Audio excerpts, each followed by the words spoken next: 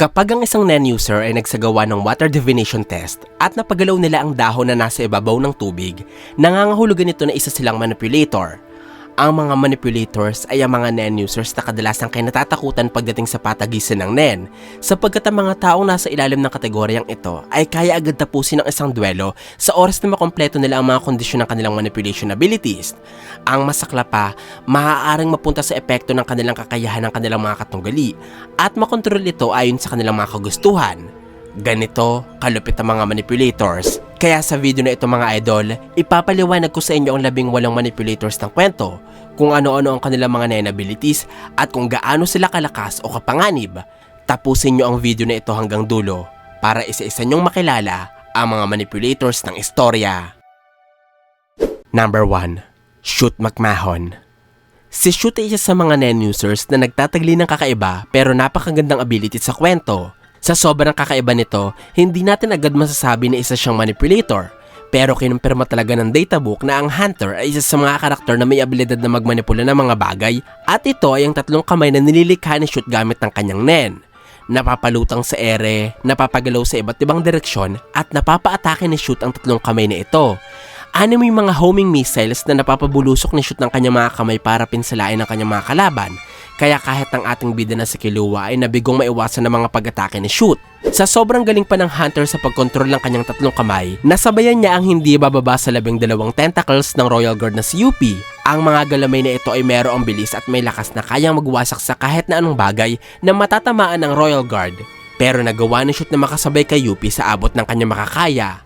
Ang 3 kamay na meron sa Shoot ay kanyang mas napapakinabangan kapag isinasabay niya ito sa isa niya pang NEN ability na may pangalang Hotel Rafflesia. Ito ang kakayahang nagpapahintulot sa Hunter na makapaglabas ng isang hawla na merong mga pulang rehas. Ginagamit ni Shoot ang kanyang 3 kamay para ilituhin ang kanyang mga kalaban at makahanap ng tiyempo na mahawakan sila. Sa oras na magtagumpay ang Hunter, magagawa niyang manakaw ang parte ng katawan na kanyang nahawakan. Mapapaliit ito at mailagay sa loob ng hawla.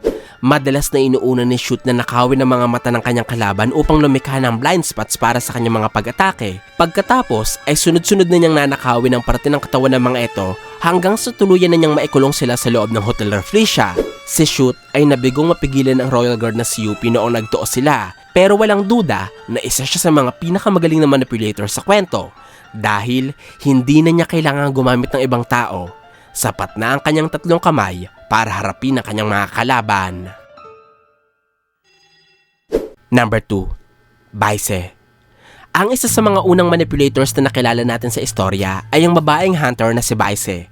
Siya ang isa sa mga kasamahan ni Kurapika na nagsilbi ding gwardya kay Neo Nostrad. Tamang desisyon ng pagkuha ng mga Nostrad kay Baize bilang gwardya dahil bukod sa nagawa niyang makalabas sa mansyon ng mga Nostrad ng buhay at makuha ang item na pinapahanap ng mga mafia, meron ding kakaibang manipulation ability si Baize. Ang tawag niya dito ay Instant Lover. Napapagana ang NEN ability na ito kapag hinalikan ni Baize ang isang tao, magdudulot para ma-inlove sila at mabaliw sa kagandahan ng Hunter. Eepekto ang kakayahan sa loob ng 180 minutes. Sobrang habang oras sapat para matanong ang mga ito ng kahit na anong bagay at maipagawa ni Baize ang anumang kanyang naisin sa kanyang mga biktima na parang isang alipin. Napakaganda ng Instant Lover na Baize mga idol at napakadali din ng kondisyon na meron ito kung tutuusin. Pero dahil siguro sa kakulangan ni Baize sa sapat na karanasan sa pakikipaglaban, nabaliwala ang kanyang espesyal na kakayahan. Dahil noong pinagnakawan ng Phantom Troop ang underground auction na dinaluhan ni Baize para sa mga Nostrad, walang hirap siyang pinabagsak ni Shizuku. Ipinakain sa vacuum cleaner nitong si Blinky at pinahalik si Baize sa kanyang kamatayan. Number 3. Shia Poof. Si Poof ay isa sa pinakamalakas na manipulator ng kwento. Hindi lamang ito resulta ng kanyang pagiging Royal Guard, dulot din ito ng kanyang pagiging tuso at talino sa pagpapaikot ng isipan ng mga tao. Ang natural na galing na ito ng Royal Guard sa pagmamanipula ay naihayag niya sa kanyang mga manipulation abilities. Si Poof ay nagtatagli ng 3 pangunahing abilidad na tumutulong sa kanya para talunin ng kanyang mga kalaban. Ang unang NEN ability ay tinatawag na Spiritual Message. Gamit ang kanyang mga pang-LGBT na pakpak, nagpapakalat si Poof ng mga kaliskis o pulbo sa hangin para mapalibutan nito ang kanyang mga target. Sa oras na dumikit ang mga kaliskis sa kanilang katawan, malalaman ni Poof ang emosyong nararamdaman at ang estado ng kaisipan ng mga taong ito. Tutulong sa Royal Guard para makagawa ng mga aksyong magpapanalo sa kanya sa laban. Bukod dito, dahil nga isang manipulator si Poof, ang mga kaliskis niya na masisinghot o malalanghap ng kanyang mga biktima ay mag-hypnotize sa mga ito at pupwersa sa kanilang sundin ng mga pinag-uutos ni Poof, kahit pa magresulta ito ng kanilang kamatayan. Sobrang nakakatakot ng spiritual message mga idol dahil ito lamang naman ang abilidad na pumaslang sa halos 50,000 tao sa East Gortu. Sunod sa spiritual message ay ang kakayahan ni Poof na nagpapahintulot sa kanyang magkaloob ng nenability sa ibang nilalang. Isinasagawa niya ito sa pamamagitan ng paglalagay sa kanila sa loob ng isang cocoon, kung saan hihiga at matutulog ang mga target ni Poof hanggang sa matapos ang proseso. Ito ang ginamit ni Poof para mapagkalooban ng nenability ang kanilang mga tauhang Chimera Ants at para makalikha ng 5,000 Chimera Ant hybrids na lalong magpapalakas sa lahi ng mga langgam. Ang pangatlong nenability ni Poof ay pinangalanan niyang Beelzebub. Ito ang abilidad na nagbibigay ng kapangyarihan sa Royal Guard na manipulahin ang kanyang katawan para hati-hatiin ito ng pinong-pino patungo sa mas maliliit na berasyon ng kanyang sarili. Ibig sabihin, kaya niyang manipulahin ang cells ng kanyang katawan para lumikha ng mga maliliit na clones. Dahil nga mula sa kanyang orihinal na katawan ng mga malaalikabok na clones na ito, madali lamang silang nakokontrol ni Poof gamit lamang ang kanyang isipan. Ang mga clones na nalilikha ng Beelzebub ay naaasahan ng Royal Guard para matyagan ng kanyang mga kalaban, tapusin ng mas mabilis sa mga gusto niyang gawin at makipaglaban kahit nasa malayo ang orihinal na katawan ni Poof. Higit pa dito, nagagawa ng Royal Guard na buuhin ang kanyang mga maliliit na clones para likhain ng mas malaki at mas kamukha niyang doble, o di kaya naman ay buuhin ito para gayahin ang mukha at boses ng ibang tao. Tutulong sa Royal Guard upang kontrolin ang isipan ng kanyang mga kalaban sa pamamagitan ng panlilinlang. Number 4. Boki. Ang Chimera Ant na ito na mukhang Ultraman na nabibili sa Divisoria ay nagngangalang Boki. Siya ang isa sa mga tauhan ni Zazan noong naglungga ang babaeng Chimera Ant sa Meteor City. Si Boki mga idol ay isang manipulator at napapagana niya ang kanyang abilidad kapag nailalagay niya ang isang antena sa kanyang mga biktima. Pagkatapos ay kukontrolin sila gamit ang isang controller na merong joystick at mga boton. Ito ay isang typical na manipulation ability at wala nang naipakita pa si Boki na ibang ability dahil pinaslang siya ng mas magaling na manipulator kaysa sa kanya. Number 5. Squala. Ang isa sa mga senior member ng mga bodyguard ni Neo Nostrad na sa Squala ay isa ding manipulator mga idol. Pero hindi kagaya ng ibang Nen users ng kwento, parang simple at hindi ganun ka-espesyal ang Nen ability ni Squala dahil ang abilidad lamang niya ay ang kakayahang kontrolin ng kanyang mga aso. Hindi masyadong ipinaliwanag ng istorya kung paano pinapagana ni Squala ang kanyang Nen ability upang makontrol ang kanyang mga aso. Pero makikita natin na inaalagaan niya ng maayos ang mga asong ito kapalit ng kanilang serbisyo. Naaasahan niya mga ito para bantayan ng mansyon ng mga Nostrad, tumapos ng mga gawaing bahay at magsilbing espiya sa kanilang mga target. Naiintindihan din ni Squala ang sinasabi ng kanyang mga aso dahil tumatahol ang mga ito kapareho ng pakikipag-usap gamit ng Morse code. Kaya hindi nakakapagtaka na malapit si Squala sa kanyang mga aso at tinuturing ito bilang pamilya. Sa kasamaang palad, nadamay si Squala sa paghihiganti ng Phantom Troop kay Kurapika at noong tinanggap na ni Squala ang kanyang magiging kapalaran, tiningnan niya ang kanyang mga aso at hindi na siya gumamit ng kahit na anong manipulation ability para utusan ng mga itong umalis at siguraduhing ligtas ang kanyang mga alaga bago siya sa makabilang buhay. Number 6. Kaloto Zoldyck. Si Kaloto ay ang bunsong kapatid ni Killua at ang pinakabatang miyembro ng Zoldyck family. Katulad ng ibang mga Zoldicks, si Kaloto ay isang manipulator at ang kanyang kapangyarihan ay umiikot sa pagmanipula ng kakayahan ng papel. Merong dalawang pangunahing kapangyarihang ipinakita si Kaloto sa kwento. Ang una na dito ay ang Nen ability na nagpapahintulot kay Kaloto na marinig ang pinag-uusapan o ang nagaganap sa paligid ng kanyang target. Isinasagawa ito ni Kaloto sa pamamagitan ng paglalagay ng maliliit na piraso ng confetti o papel sa katawan ng kahit na sino, pagkatapos ay gagawa siya ng mga paper dolls na kawangis ng taong ito. Sa sobrang galing ng abilidad sa pagmamatsig ng mga target ni Kaloto, maging ang mga miyembro ng Phantom Troop ay hindi napansin na pinapakinggan na pala sila ng batang assassin. Ang pangalawang Nen ability ni Kaloto bilang manipulator ay tinatawag niyang Dance of the Serpent's Bite. Sa paggamit ng abilidad, nagsasaboy si Kaloto ng papel sa paligid at pinapalipad ito sa ere gamit ang napakalakas na hangin ng kanyang pamaypay. Kapag napalibutan na niya ang kanyang mga kalaban ng hangin at papel, iwawasiwas ni Kaloto ang kanyang pamaypay upang ipatama ang mga confetti sa kanyang target.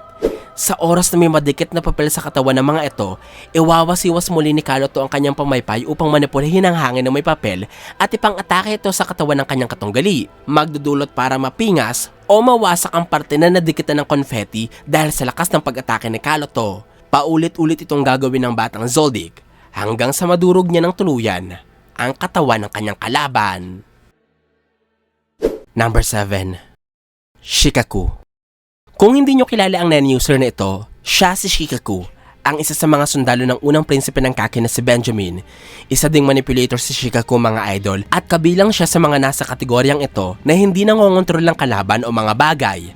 Sa halip, minamanipula niya ang mga nen abilities ng ibang tao. Ginagawa ito ni Shikaku sa pamamagitan ng kanyang nen ability na Concept. Noong ginamit ito ng sundalo, pinagdikit niya ang kanyang dalawang kamay at unti-unti itong ibinubuka para makabuo ng isang parehabang screen na gawa sa nen. Magsisilbi itong harang para depensahan ni Shikaku ang kanyang sarili mula sa mga nen abilities na pwedeng ipatama sa kanya. Ang mga abilidad na tatama sa screen ay mahuhuli ni Shikaku at mapapagbagong anyo niya para maging card. Maaaring magbigay sa kanya ng kakayahang gamitin ng nen ability na nahuli ng Concept. Ginamit ni Shikaku ang kanyang abilidad upang saluhin ng nen araw na pinakawalan ng ikasyam na prinsipeng si Halkenberg. Ngunit dahil sa lakas ng nen ability ng prinsipe, tumagos lamang ang palaso sa Concept at matagumpay na tumama kay Shikaku. Ang pangyayaring ito ang punot dulo sa naging kamatayan ng sundalo. Number 8. Zazan. Matapos mamatay ang reyna ng mga langgam, nagsialisa na din ang ibang mga Chimerans sa NGL at nagtungo sa iba't ibang lugar.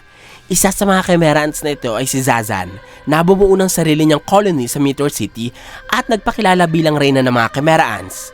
Mabilis na nakabuo si Zazan ng hukbo sa Meteor City, salamat sa kanyang nen ability na may pangalang Queen Shot. Ang kakayahang ito ay napapagana gamit ang buntot ni Zazan na ipinapangturok niya sa kanyang mga biktima.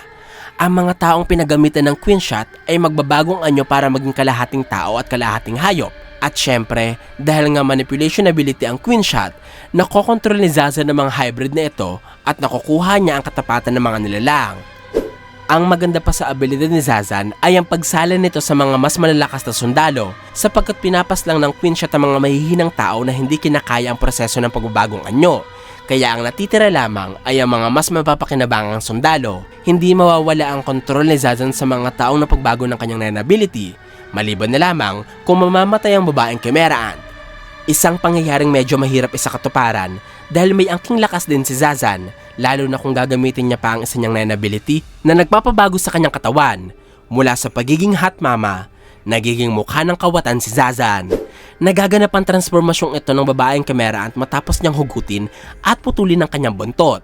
Kahit pumangit, nagkakaroon naman si Zazan ng mas matigas na balat at mas malakas na pangangatawan. Patunay dito ay noong hindi man lamang siya nagalusan ng espada ni Phaeton at noong nagawa ni Zazan na mabali ang braso ng miyembro ng Phantom Troop gamit ang kanyang pag-atake.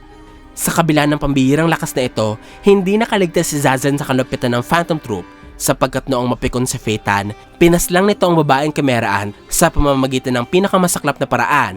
Ito ang Rising Sun. Number 9. Zakuro Custard. Si Zakuro mga idol ay isa sa mga bagong karakter na ipinakilala sa Succession Contest arc. Siya ang isa sa mga tauhan ni Henry Bigandofno at isa din sa mga membro ng Shio family. Noong ipinakita siya sa kwento, kapansin-pansin ang Ivy bag na bitbit ni Zakuro. Palagi niya itong dala sapagkat inaasahan niya ito para magamit ng kanyang manipulation ability na may pangalang Bloody Mary. Ang abilidad na ito ang nagpapahintulot kay Zakuro na makontrol ang kanyang dugo at magamit ito sa pakikipaglaban. Pwede niya itong ipanggapos sa kanyang mga target o ipangbuhat sa katunggali para ihambalo sila sa sahig. Pwedeng gamitin ng membro ng mafia ang dugo mula sa Ivy bag o di kaya naman ay ang dugong dumadaloy mula sa loob ng kanyang katawan. Kailangan lamang niya ng sugat na paglalabasan ng dugong kanyang gagamitin. Maliban dito, namamanipula din ni Zakuro ang kanyang dugo para ipanghanap ng mga taong gusto niyang makita. Nagiging posible ito kapag nilalagyan ni Zakuro ng sariling buhay ang mga patak ng kanyang dugo at binibigyan ito ng pares ng mga mata na konektado sa paningin ni Zakuro. Kaya kung mahanap ng mga buhay na dugo na ito ang target niya, malalaman agad dito ni Zakuro. Sa ngayon, tinutugis nila Zakuro at Hinray ang pumaslang sa kanilang kamiyembrong si Lynch. Sa pagkakataong malaman nila kung sino ito, tiyak na magiging madugo ang mga susunod na eksena ng kwento. Number 10. Ponzu. Alam kong pamilyar kayo mga idol kay Ponzu. ang babaeng examine sa Hunter Examination na nakasama ng ating mga bida sa loob ng kuweba na napupuno ng ahas. Bigong makapasa si Ponzu sa Hunter exam, pero isa siya sa mga karakter na nagbalik sa Chimera Ant arc. Ang parte ng kwento kung saan ipinakita ni Ponzu ang kanyang manipulation ability. Ito ang kakayahang magpasunod ng mga bubuyog. Alam natin mga idol na gumagamit talaga si Ponzu ng bubuyog. Ito ang naging dahilan kaya aksidente niyang napatay si Bourbon. Pero sa Chimera Ant arc, ipinakita na nagagawa din ni Ponzu na utusan ang kanyang mga bubuyog ng mas komplikadong misyon. Halimbawa dyan ang pagdadala ng kanyang sulat sa mga hunter na may malakas na aura. Ginawa ito ni Ponzu upang makahingi ng tulong dahil sa paglaganap ng mga Chimera Ants sa NGL. Natanggap nila Kite, Gon at Killua ang mensahe. Subalit, huli na ang lahat dahil napaslang na ng mga Chimera Ants si Ponzu. Number 11. Leech.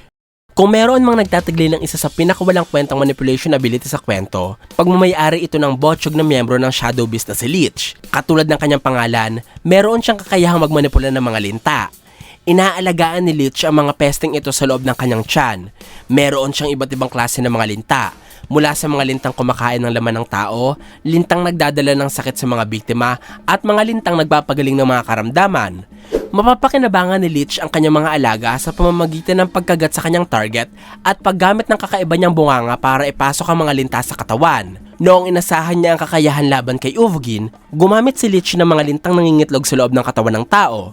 Dahil plano niyang padimihin ito sa katawan ni Uvogin para parusahan ang magnanakaw at tuluyang paslangin ito. Yun nga lamang, mas malupit na halimaw ang nakalaban ni Leech dahil bago pa man makain ang kanyang mga linta ang loob ng katawan ni Uvogin, kinain na ng magnanakaw ang ulo ng membro ng Shadow Beast. Nag-expose sa walang silbi niyang utak. Number 12. Kikyo Zoldyck. Ang ina ni Killua na si Kikyo mga idol ay isa ding manipulator katulad ng 3 sa kanyang 5 anak.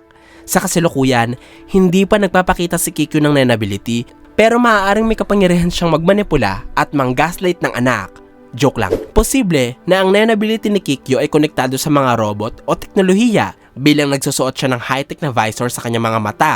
Pwede naman na si Kikyo ay nagtatagli ng isang napakalakas na manipulation ability na mayroong kondisyon na konektado sa kakaibang ayos ng kanyang ulo, katulad ng benda na nakabalot sa kanyang leeg at mukha. Hindi pa natin alam mga idol, pero sana ay mabigyan ni Togashi ng pagkakataon ng babaeng Zoldyck na may pamalas ang sarili niyang manipulation ability. Number 13. Miluki Zoldyck. Ang isa pang manipulator na hindi pa nagpapakita ng Nen ability ay ang ikalawang anak ni Kikyo na si Miluki. Posible na ang binatang Zoldyck ay may Nen ability na konektado sa pagmamanipula ng mga bagay para makalikas siya ng mas kapakipakinabang na imbensyon ng sandata.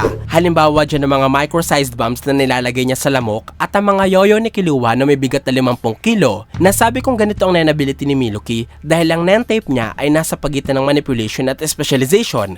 Kaya siguradong hindi lamang basta-basta pagmamanipula ng tao ang kapangyarihan ng binatang assassin. Number 14. Sodom.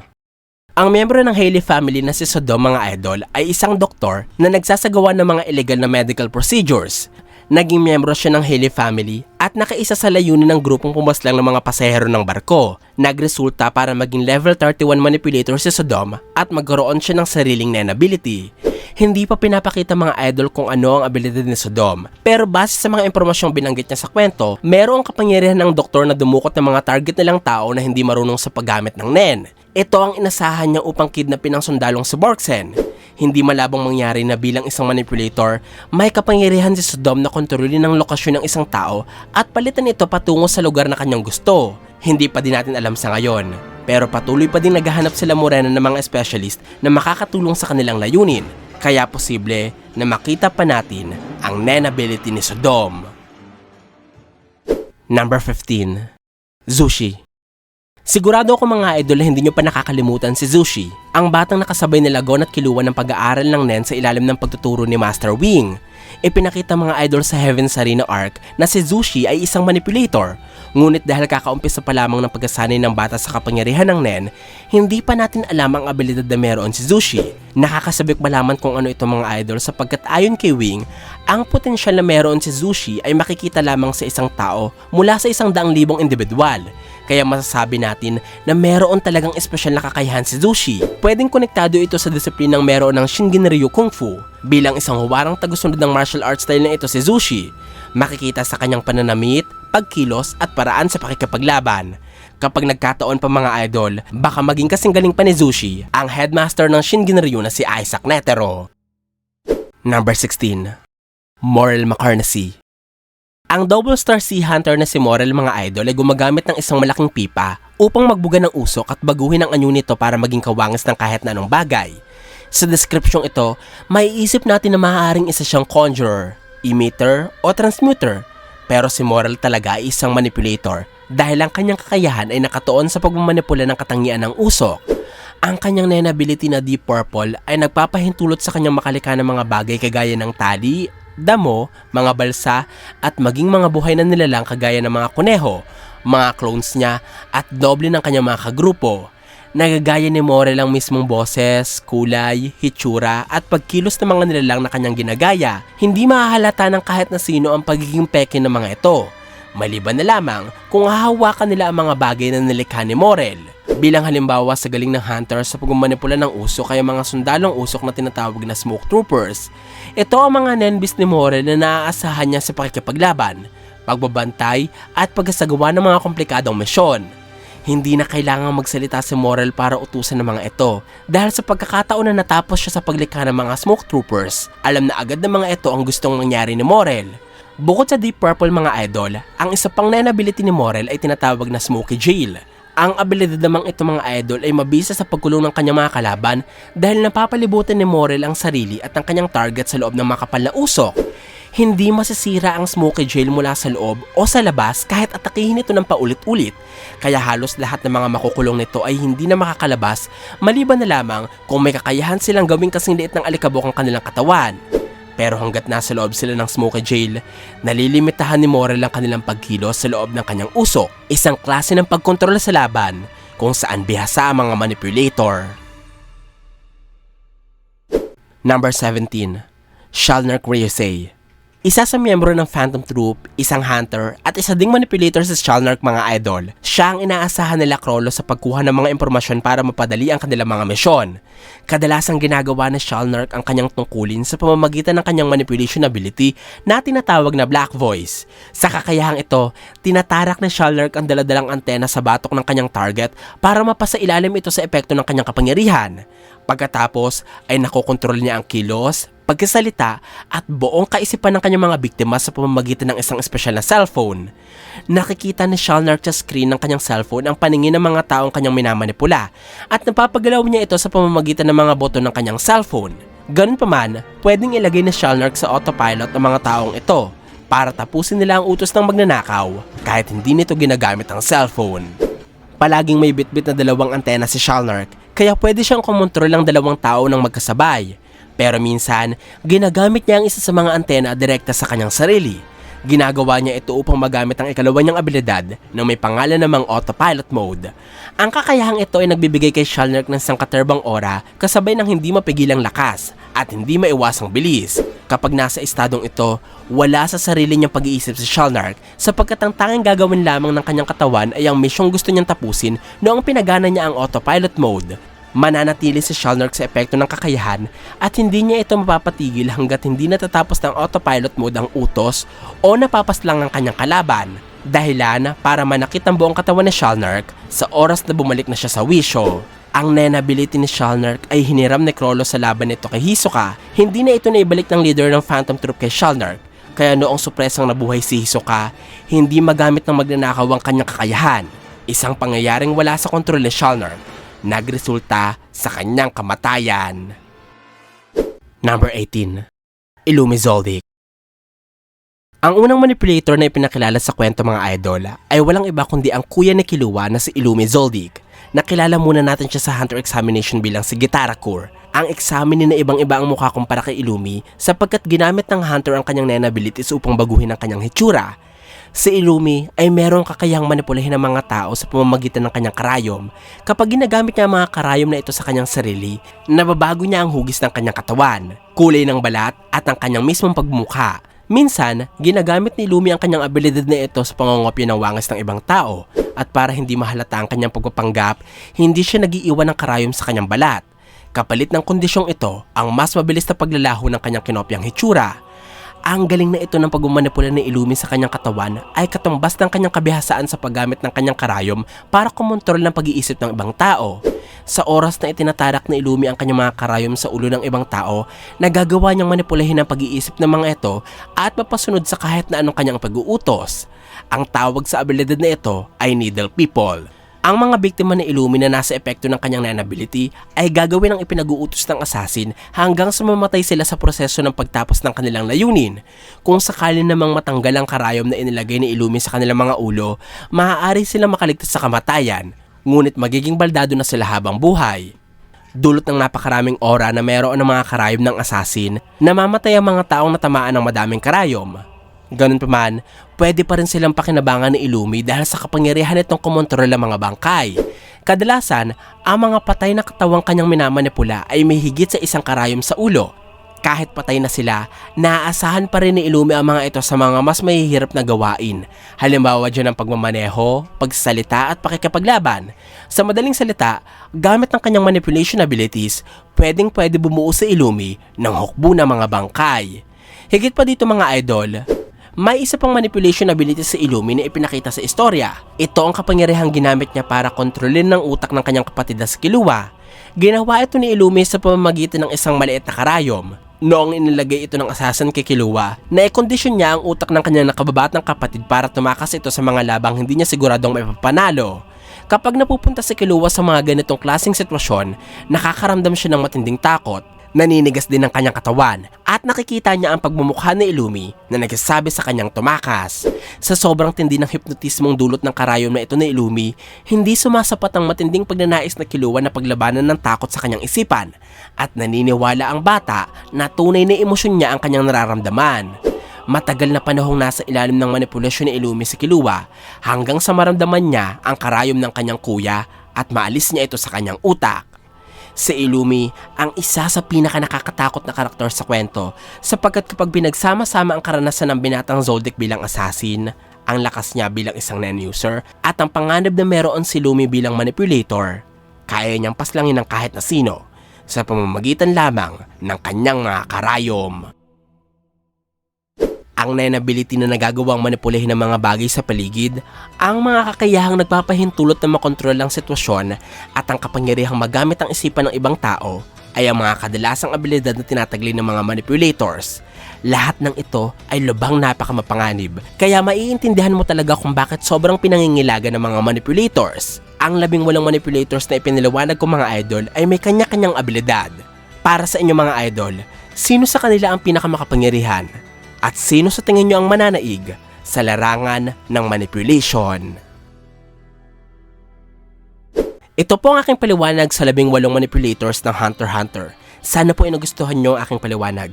Kung meron pa po kayong tanong at gustong idagdag ay wag po kayong mahihiyang magkomento sa ibaba. At kung gusto nyo rin naman ng iba pang kwento ng anime ay isearch nyo lamang ang JETV sa inyong mga social media accounts sa gaya ng YouTube at Facebook. Maraming salamat po sa inyong walang sawang suporta. Ako po si JE. Hanggang sa muli!